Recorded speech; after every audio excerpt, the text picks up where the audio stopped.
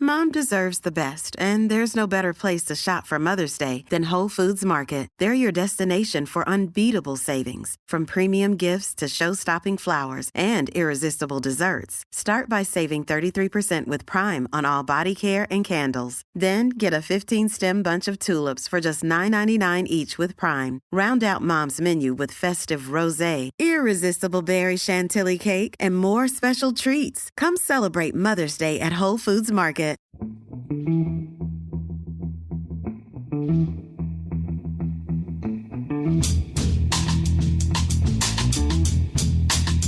Dave, thank you so much for joining us this morning. Before we talk about what you're up to now, which is very glamorous and exciting, can you tell those of our listeners under the age of 20 about yourself and your football career? 20, it might be 30. So I came through a bit of an unconventional route, which was I started out playing pub football. I mean, I played all the kids' football, and then I sort of took the huge step up to pub football. And then I had a couple of friends of mine that I worked at Sainsbury's with who sort of used to come down and you're all right. You're not too bad. You should. There's this non-league team, Olsey Town. They're having some tryouts. You should come down and have a go. And the manager was diplomatic enough to say to me, "Oh, you're left-footed, so there'll be a spot for you." It's nothing like, "Oh, you're actually okay, Dave," or you know what you're doing. But no, you've got a left foot. I can use that. So I began playing. And I was very lucky because we had a very good team.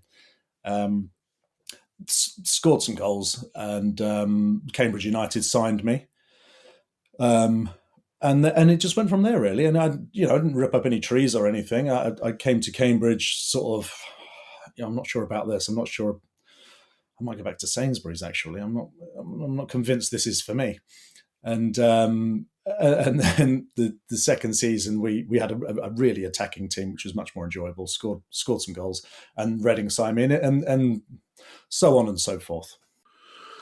That's very interesting. All right. So, did that approach make you stand out amongst other players of your age? Was that considered a weird, laid-back approach that you weren't desperate to break into football? Yeah, I was.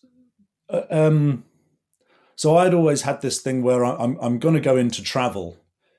How can I get around the world on somebody else's ticket was basically the equation I was trying to solve, and football sort of got in the way of that. And obviously I saw a lot of the world with football, but I also saw a lot of hotel rooms as well. And it wasn't the better world of coming that I was led to believe travel would be. So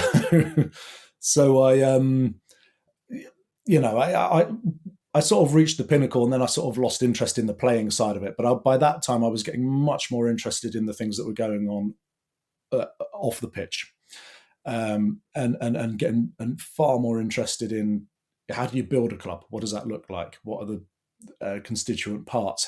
Which bit goes where?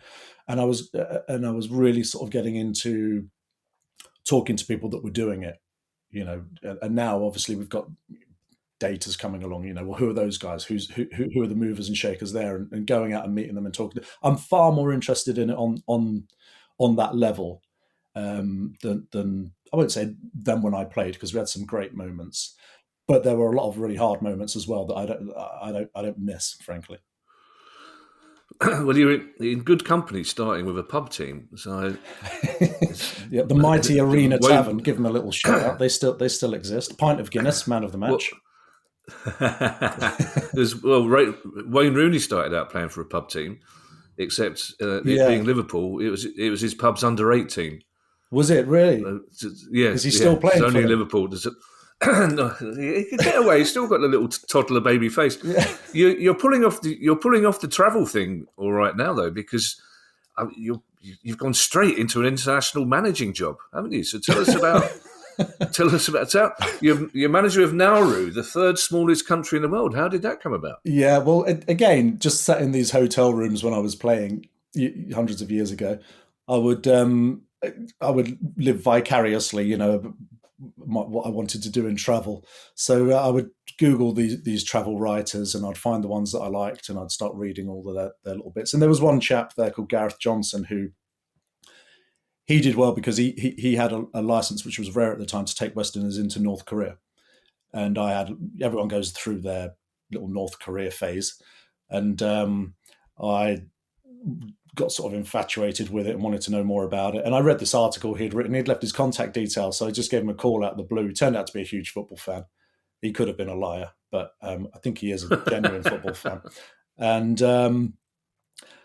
And we just got talking about it, and he would sort of check in every 3-6 months and say, "Oh, Dave, I'm in this place now I'm in that place, and oh, you should read." And then he landed in Nauru and just said, "Oh, Dave, you never believe this island. You check this out. Here's an article," and it was just unbelievable. And this is way before anyone ever had an idea of starting a football team.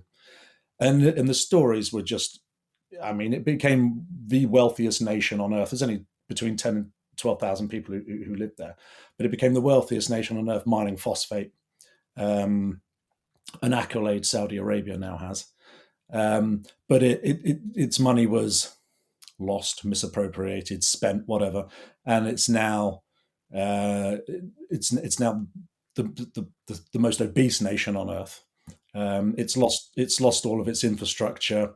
It has nothing to show for those billions and billions of dollars that were made through the phosphate mining, apart from a scarred, jagged landscape, which you would struggle to find a flat enough surface to actually play football, bar the detention centre that Australia built there to house migrants. So it's an amazing story. I mean, the most famous story there is that when they distributed this money, people obviously downed tools, didn't have to work anymore. So they had to import the food, which was tinned and processed. Because it lasted the 3-day journey out there. So people became obese. It's got one of the highest rates of diabetes in the world, highest rates of smoking, alcoholism, all these things. But the famous story is the chief of police who ordered a Lamborghini, and by the time it arrived, he was too large to get behind the wheel and had to sell it again. It's full of those types of stories. So that's like the yeah, Simpsons. it's incredible. That's hilarious. Yeah, so Gareth called and said, "Look, Dave, I've really got into this island in a way that I never really have anywhere else I've been, and I really want to help these people." And I've been talking to the government. I've been talking to the FA, or the FA. I think it's one person, and he said, "Look, we want to start a football team. Everybody on the island loves football. You'll not be surprised to hear that the Premier League is there on the TV in the 4 bars that are on the island. Don't know what they paid for the rights. I'd be interested to find that out. But that's what they're going to do. They're going to get this football program together." And I said, "Well, look, Gareth, because he said to me, 'Dave, can I basically, for whatever your name is worth, which is not a lot, frankly, but can I use it for some PR?'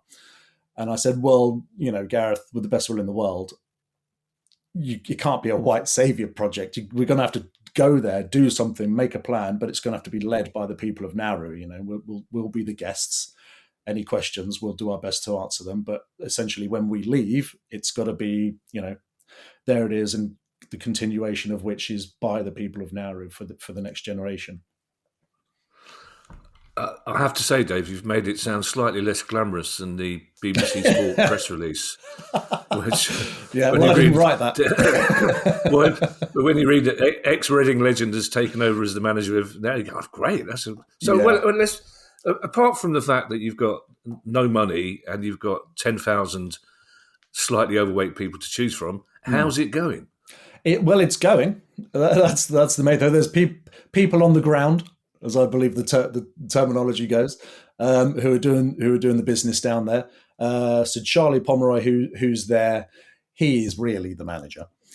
He was manager for 3 years in Cambodia, built up a team there and an academy, left behind a lovely thing, and has now come out to Nauru to do that. I mean, they want to do all the usual stuff, which is documentary and all of this kind of thing, but I'm less engaged by that notion, frankly. It was the American Samoa did it, and it was a beautiful documentary. It didn't need the Fassbender film that came after it. The documentary said everything that needed to be said. It was fantastic.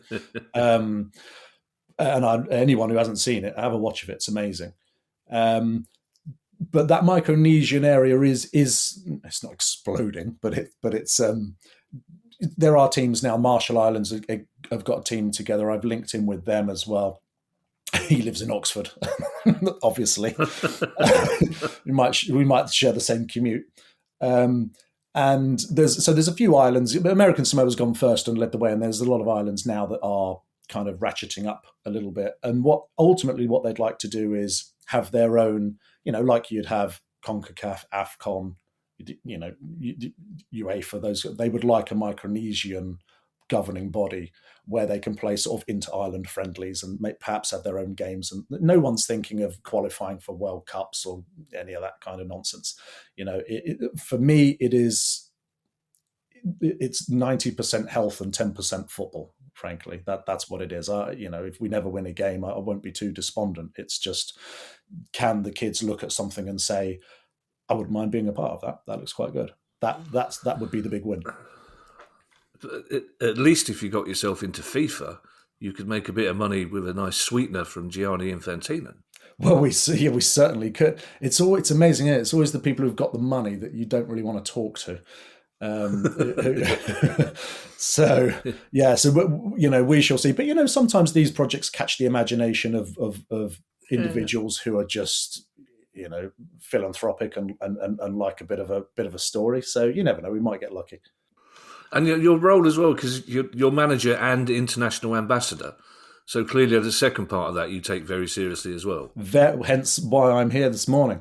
Yeah. So dig deep. No, I think it's important to obviously promote the island and that part of the world, that region. I mean, now Gareth landed on Nauru because he'd simply Googled fewest tourists. Who gets the fewest tourists? And Nauru, there's two islands, Tuvalu and Nauru. But Nauru Nauru gets 200 tourists a year.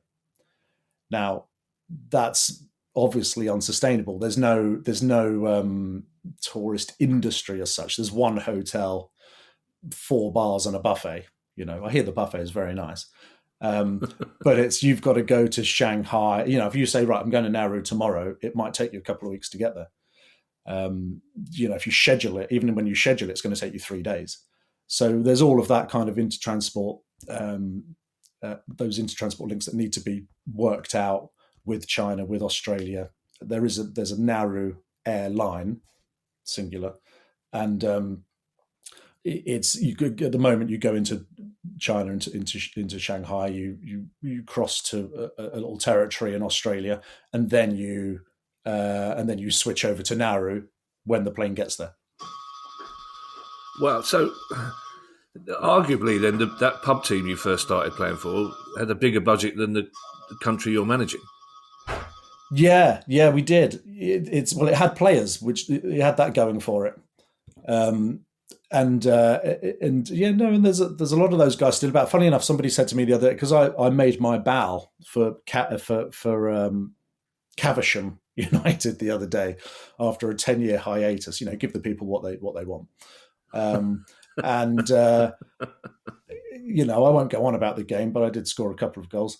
And we afterwards, somebody made the crazy suggestion that, well, why don't we do a GoFundMe and send Caversham out to play Nauru once you've got a team? So there's all these crazy ideas that are going on, and nothing's beyond, there's no point in going to get the best of the best to come and play Nauru. It'd be ridiculous. It wouldn't be fun for anybody. But I like that idea of Caversham United, which is essentially a pub. I mean, they're sponsored by a brewery. So, of getting them to cut, that sort of kind of fits in with the ethos of this project. And obviously it's certainly not that it matters, but it ties in obviously with where my life has gone. But even if you achieve the goal of getting 5,000 people on Nauru more physically fit, which then means more mentally fit, then you've done a really good job as manager of Nauru, haven't you? Well, that's it. That's it. We will play friendlies. We'll play against, American Samoa are desperate to play us because they know they'll win a game. No more 31-0 defeats for them. They'll be on the up. And then you've got Kiribati with the island, and then it's interesting. But obviously with a region where the population, the islands are so dispersed, it's hard. Someone's got to pay for this, and it's a bit. We had a couple of Zoom calls, and people are saying, well, I've got this company that go out and find the diaspora for people who might have moved to Australia or New Zealand. Great. Who's going to fly them in? Who's paying for where they're going to stay? Who pays for them to go back? How often are they going to come in? And it's like, let's work with what we got. It's not a question of how good can we become per se. It's just how many people can we get involved? Can we get a team on the pitch? And I'd much rather work with what's there, frankly. Now, you mentioned that you started playing for Arlesey Town, who are now in the Spartan South Midlands Football League. Until recently, you were chairman of Arlesey Town as well, weren't you? Was that a hands-on role? Oh, God, yes. That was...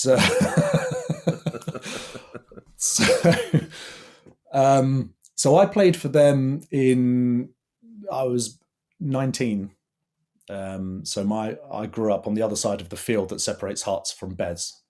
So Herts, Letchworth, Beds, Arlesey. So Arlesey's, people who don't know Arlesey is famous for being the longest village in the country. So it's 7 miles. And there's the first problem. Because the football ground is literally the last building at one end. So it's how do you persuade, or the first building, or the first building at the other end, depending on which way you come. Yeah, depending on which way you come in.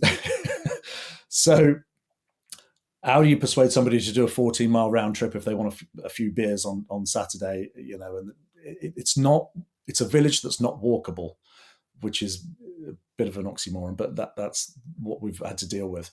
When I came in, it was a mess. So unfortunately, we fell victim to one of those kind of ownerships, which is all about the first team, and the first team goes on this lovely journey, and everybody turns up to watch it, and then the owner says, I think I'm going to go over there now and do something else. And it goes boom, boom, boom, boom, boom, all the way back down. And there's nothing to show for it. So all of the youth teams had been let go. The women's teams had been let go. There were no fans really coming anymore. We were losing $7,000 a month, which is a fortune for a club like Arlesey, on the brink of going out of business, frankly. And we're a very old team. So it just would have been a disaster. So the phone call I got was from a guy called Jason Marshall, who's a great guy, a friend of mine, who's been there for years. His family are heavily involved, who rang and I looked at the name and he doesn't ring me often, but I looked at it and I thought, oh, that's bad. And it was Dave, it's your turn in the hot seat and you don't even think of getting out of it. So I said, listen, all right, that's fine. But, I live in Reading. It's a 2-hour drive there, so 4-hour round trip, which is fine. That's okay. But it did get too much in the end. But I'd stuck it out for 3 years. We turned the losses around. We're well down the line with our 3G pitch, because essentially we're trying to solve that problem that a lot of clubs are, which is here's this asset. How do we use it 30 days out of the month, rather than 2 home games? That's what everyone's trying to solve, and the best way you do it is to lay down a 3G pitch. Who fills that pitch? Well, let's bring all of our youth teams back. So we set up a youth team. I got in a director of academy director, essentially. Brought all of our youth teams back. So we've got 15 youth teams now that we've brought back, boys and girls. We'll be taking on 3 more this summer. They will play on the 3G pitch. So they fund themselves. They pay the club to play on the 3G pitch. They come under our umbrella. They get to use the pitch. Our 18s get to use the pitch. And the idea being that while the parents are waiting for their kids, they're in the bar, buying food and drink. The siblings are in the bar. Their friends are coming to watch games. The bar's open, because at the moment we have a bar which is beautiful. It's a lovely, lovely sports bar, but it's not somewhere you drop into. You go there when the game's on. And that's an issue that we're trying to solve. So that's what we put in place. And in the 3 years that we put that in place, it's totally turned around. And it becomes less about the first team on the pitch. So I would go down there for the games on a match day, and time was so precious because the game would go on. We took the view, look, the game's going to go on. We'll always get a team to play on the pitch, provided we have a football club. So that will take care of itself. Let the manager deal with that. I'll watch the games back on Veo. If I have any thoughts, I'll let them know. But I always say to the manager, unless you ask, I'm not telling. It's up to you to deal with that. And while the game was going on, it was just meetings. It was back-to-back meetings of how can we improve? How can we raise money? How can we do this? How can we, which is not the fun bit, but hopefully, but it's the bit that needed to be done, to push the club back onto to be solvent and turned around and given a nudge and facing in the right direction again,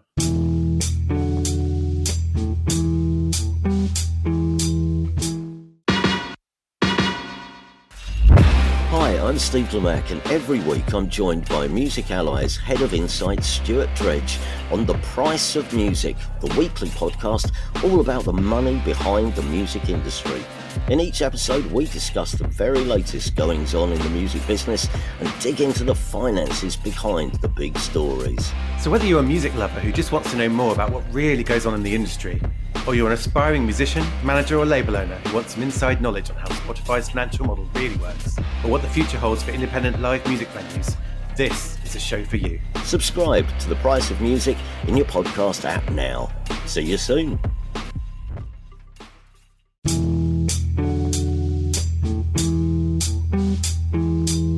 I'd like to bring Kieran in here, Dave, if you don't mind, because Kieran, what Dave's just said kind of feeds into everything we've been talking about since we first started the pod.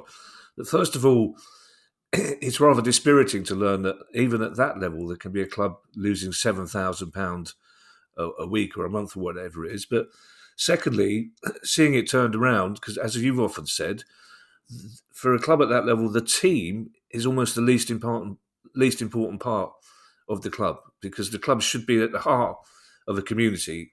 And whether the people coming into the club are football fans or not doesn't really matter, because what matters is that community, that 7-mile long village, has got something to focus around. That's right. It helps with a bit of identity. It does bring people together. We've always said that's a really good thing. And I think Dave's taken exactly the right approach here. Professional football is a dumb game. You pop down the Apple store in central London, and that's taking £1.5 million a day, £2 million a day in peak periods. And then you've got a football ground which looks lovely, but the groundsman won't let you near it, as we both know. So having a 3G pitch is an alternative to that. And I think once you start to get momentum, then everybody wants to go there on a regular basis. So it's a fantastic achievement. And I know you're very modest about your football career, Dave, but I think this is a hell of an achievement to have turned it around in a relatively short period of time. Yeah, it wasn't obviously just me. We're a unique club in that we're run by a committee, and the club is held in trust. So nobody can sell it without those 4 trustees agreeing. So we know that the ground has a value for housing. The housing around that way is going up like you can't believe, but it doesn't have a value which allows us to build something else. That's the process. We get huge amounts of pressure by developers, put on us from developers, but no one has come up with and here's this other thing over here that you can use, by the way. So, and that's the problem with being in a village. There's nowhere to go. So it has its own problems, but I'm very lucky that we had a brilliant committee. So there was 12 of us, give or take, at any one time on the committee running different things. We had a good amount of ding-dongs, but that's, in the end, you reach a consensus. That's how it's done. I didn't always get my own way, nor did anybody else, but I always believed that when we did make a decision, it was always the right decision for the club. And I think that's the thing as well, which is you'll get owners which they have to do that important part, but they're trying to win on the pitch at the same time, and it conflates the whole thing. I don't think the two are necessarily, unless you've got a big bank balance, they don't really jive. You have to do this bit before you can do that bit. And you see so many teams. I mean, you will have interviewed the owner of Real Bedford. Now that's great for Real Bedford, right? Lovely, and we all know that the the Winkle Vosses have long held a desire to be involved in a Step 5 English football club. So great for Real Bedford. They're going to go off on a journey. But MK Irish have a fantastic team this year that they've built and built and built, and it's come second to this thing, And great for Real Bedford. They'll go off. They'll have a journey. Who knows? I don't know anything about cryptocurrency. They may become the next Man City for all I know. But for the rest of us, we have to kind of protect the football club. It's less about what's happening on the pitch, and it's more about, it's a bit like your village pub. It's a bit, you have to have people coming to it if you want it to survive. And it's more about reaching the community than it is about trying to, with the best will in the world, in terms of using this word, manufacture a bit of success. Yeah. I think it's fairer to say, Dave, that the owner of Real Bedford interviewed us rather than us interviewing him. Yeah. Essentially, we did manage to get a word in edgeways. I need to apologise to you both and to our listeners. You might be hearing some extraneous crashing and banging going on. It's because the bloke's come round to do our 6 monthly trim of the garden. I would say gardener, but he's not a gardener. He's a groundsman at Sellers Park. And accordingly, all his equipment is way too big for a tiny garden.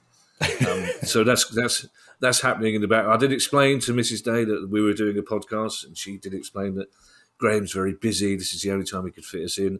Graham's not busy. Graham just needed 50 quid. So what he does, he phones up Ali. When he's short of money, he phones Ali up and says, it's time for your 6-month garden checkup.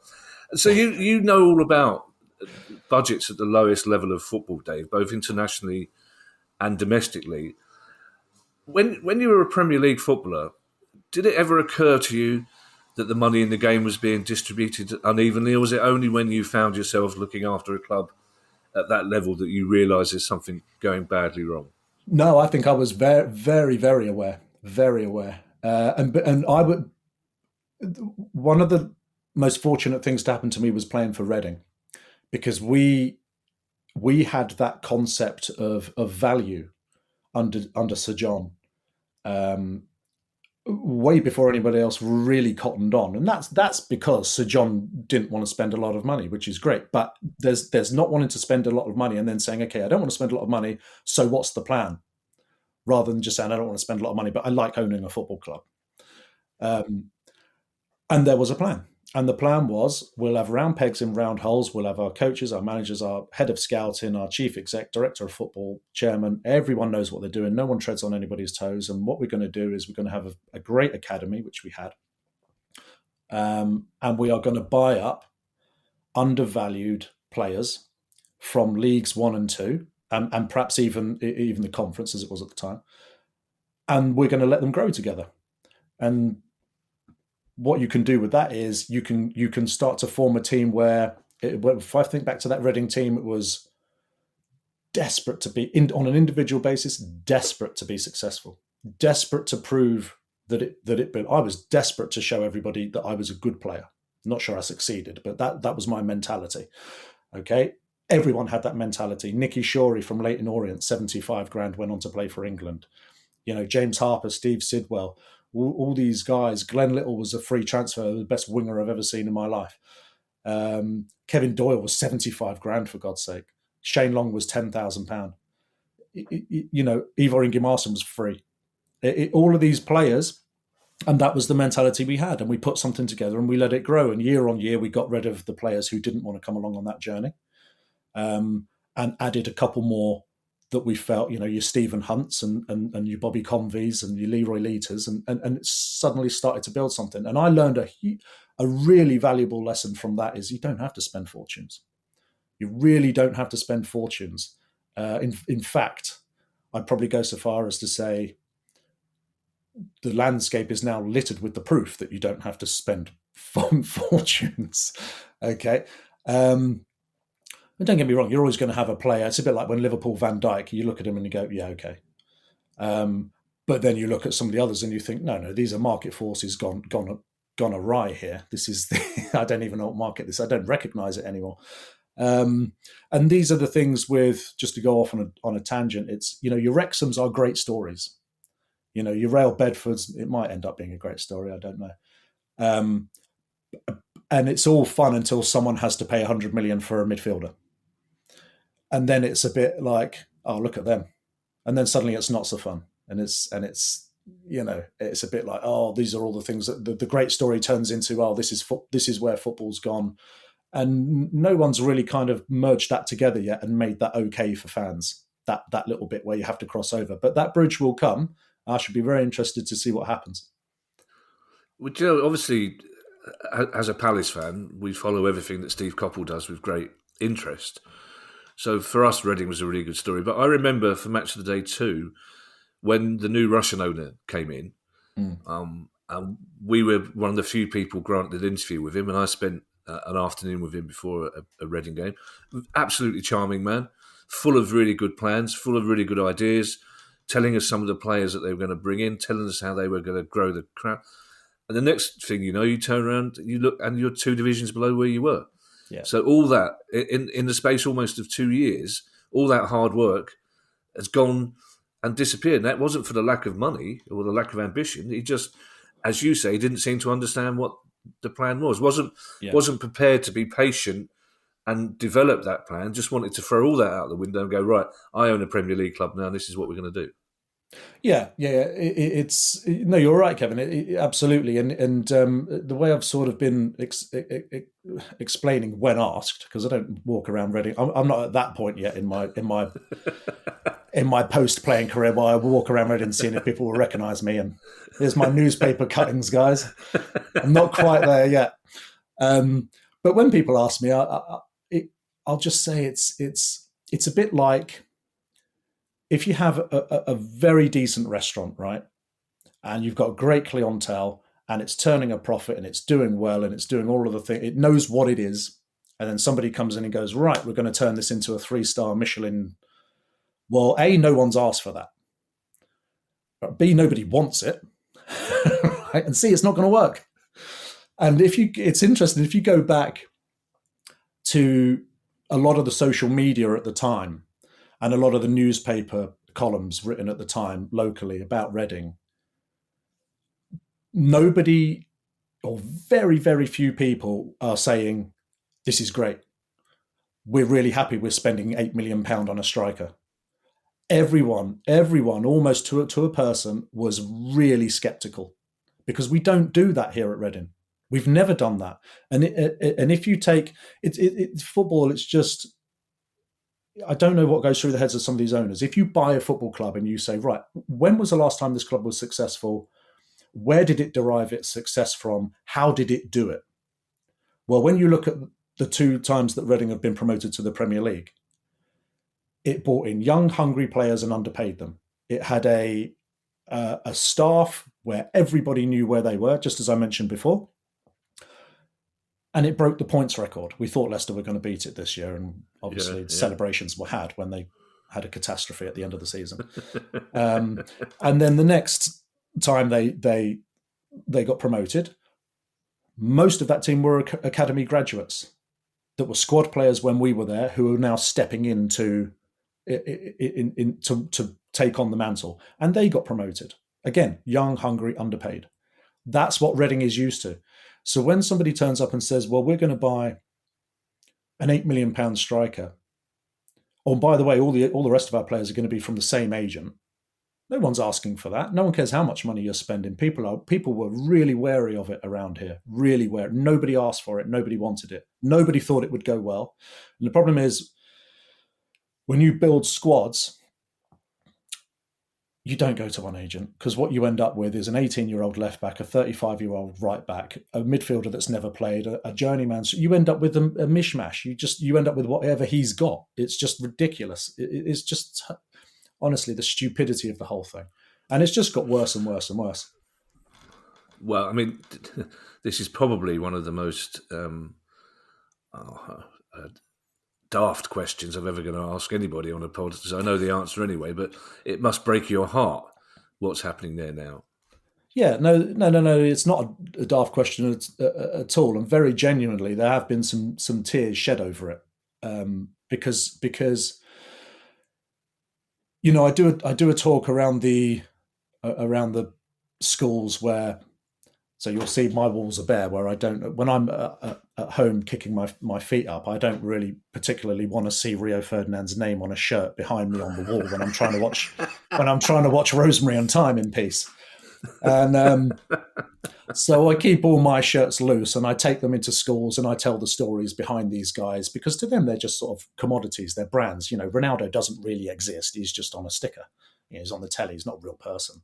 So you tell the stories and you try and get them sort of involved in it. And I always finish by saying, I tell the Gareth Bale story where he turned up at Spurs and he kept losing every time they started him. I think it went on for something like 20 odd games, and nobody wanted his shirt. It was toxic, and it got to the point where, you know, if it rained in North London, that was Gareth Bale's fault. You know, if there was a traffic jam, go and find Gareth. We need a word. And we turned up with, this is how bad it was for him, because we turned up with Stoke and we beat them. And I looked at him and he honestly looked like he was going to cry. He wasn't Gareth Bale back then. He was just, you know, some kid from Southampton that Spurs had signed. And I swapped shirts with him and I just said, listen, mate, forget all of this. Go away next season. It'll all be, best thing about football is there's another year. You'll be fine. You know, whatever. Thought no more about it. Got his shirt, still in an IKEA bag up there. It's where I keep them. It's an upgrade from under the sink where Claire was using them to clean things. So I take them around school and I tell this Gareth, I finish on this Gareth Bale story, and I say, look, the point is, your legacy is, have you left something in a better way than when you found it? Have you spread good cheer, right? Have you been decent to people? It's not how many goals you scored or who you played for, or who you played against necessarily, unless you want to tell a story about Gareth Bale hundreds of years later. It's about, your legacy is, did you come and find something and did you try and help it and did you leave it in a better shape? And that's why there's been tears over this football club, because we did do that. We did do that. And we've had to watch somebody come in and completely destroy it. And it's really, I get a bit choked up now, but it's really sad. Yeah. Do you know, you're making me quite emotional. I've been through it twice as a Palace fan when I thought I was going to lose my club, and it's devastating. Yeah. You know, never mind Rosemary and Thyme. You could manage the football team in Death in Paradise. That'd be a great job for you. Get yourself out there with the fish out of water inspector.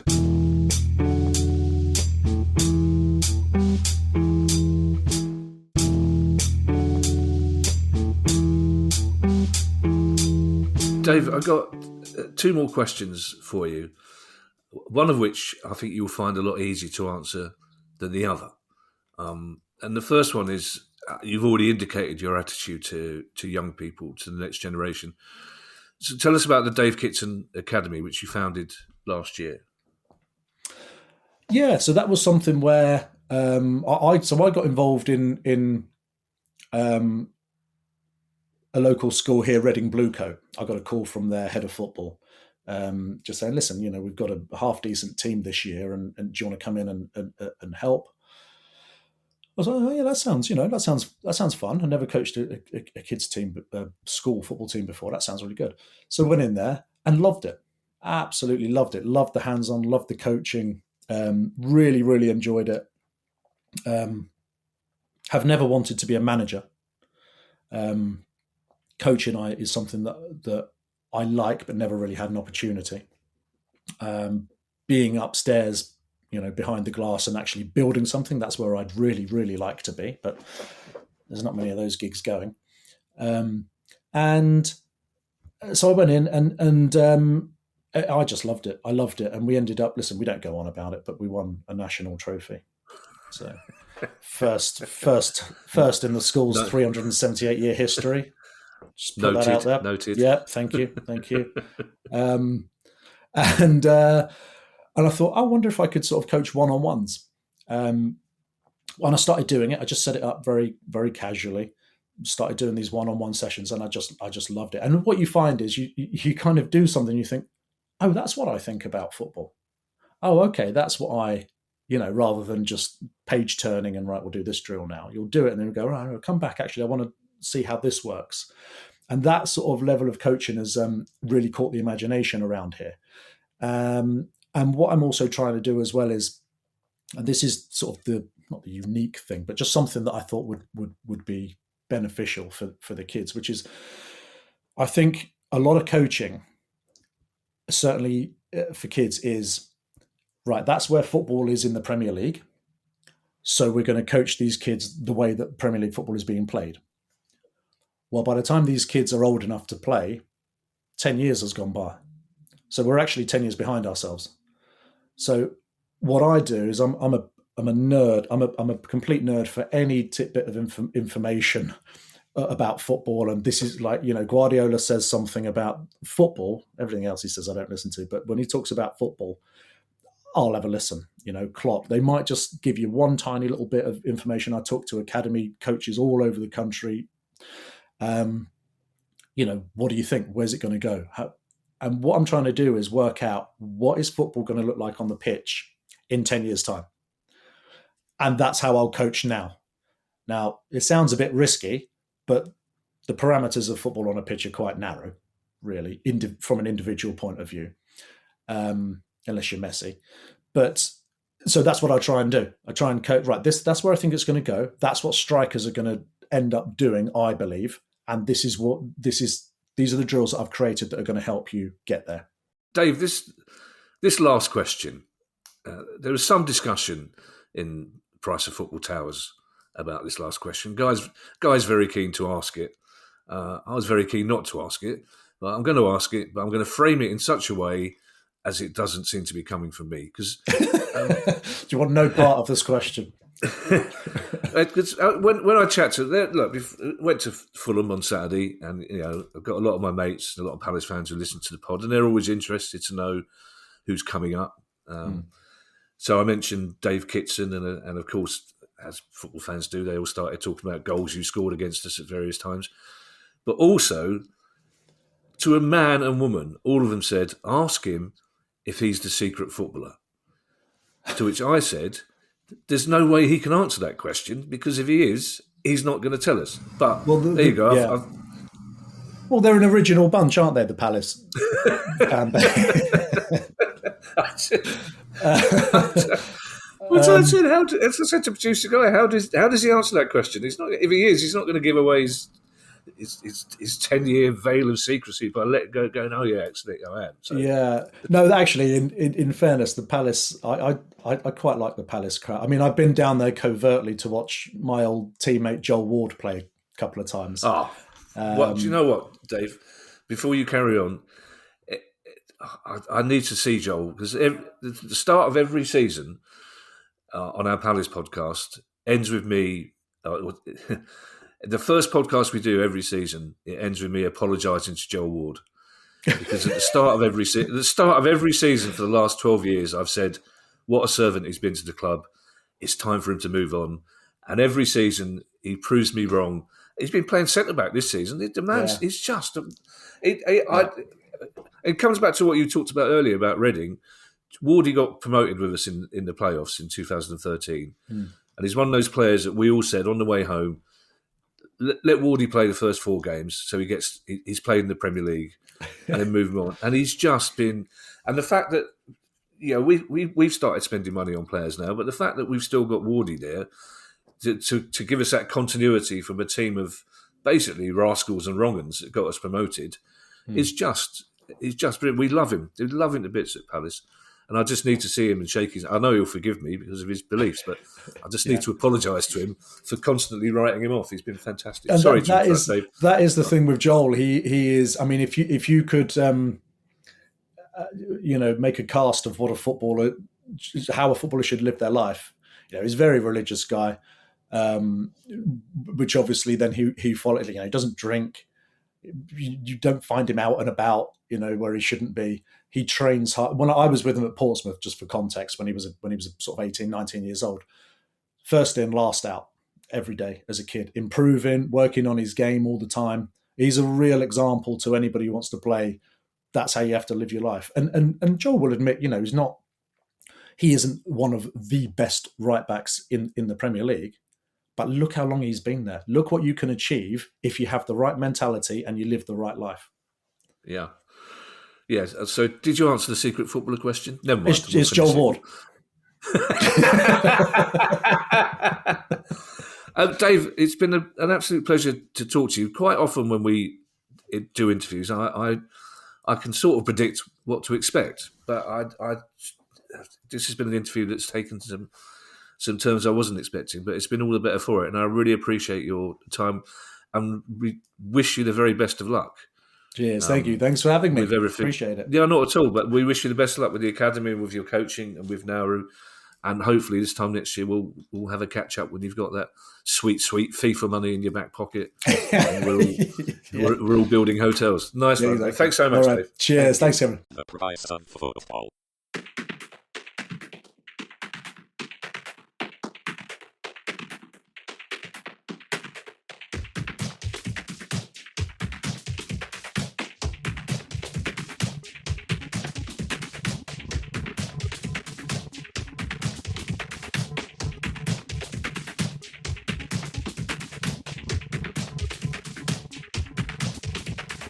The price of football.